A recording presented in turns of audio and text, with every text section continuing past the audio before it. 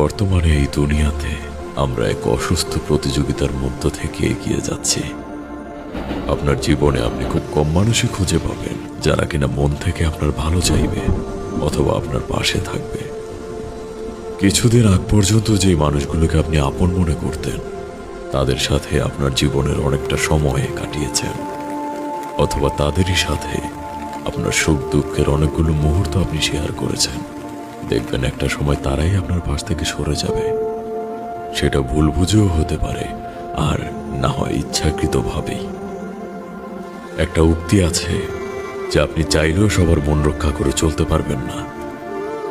আপনি যত ভালো কাজই করার চেষ্টা করুন না কেন, যতটা ইতিবাচক মনোভাবই আপনার মধ্যে থাকুক না কেন, লোক আপনার দোষ খুঁজে বের করবেই। আপনি হাজারটা ভালো কাজ করবেন, কিন্তু তার মধ্যেও অনিচ্ছাকৃতভাবে যদি 10টা কাজও আপনার ভুল হয়ে যায়, মানুষ আপনার সেই হাজারটা ভালো কাজের কদর আর করবে না। তারা ওই 10টা ভুল ধরেই আপনাকে কটূক্তি শোনাবে।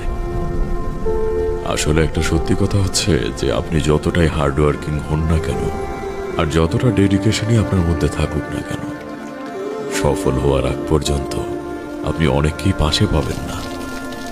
আর যদি সফল হয়েও যান, তখন আবার দেখতে পাবেন যে পেছন থেকে আপনার পা ধরে টেনে নিচে নামানোর লোকেরও অভাব নেই এই দুনিয়ায়। মেনে নিতে কষ্ট হলেও এটাই এই পৃথিবীর নির্মম বাস্তবতা। হয়তোবা এটাই মানুষের প্রকৃতি, কিন্তু এটাও সত্য, যদি সবকিছুই এতটা নেতিবাচক হতো, তাহলে আবার পৃথিবী টিকেও থাকতো না। হ্যাঁ, হয়তোবা কম পাবেন, কিন্তু তারপরও এই দুনিয়াতে এখনো ইতিবাচক মানসিকতার মানুষ বেঁচে আছে। আর সেজন্যই তো এত যুদ্ধ, এত কলহ, এত ভুল বোঝাবুঝি, তারপরও এখনো মানবজাতি টিকে আছে শুধুমাত্র ভালোবাসার জন্যে।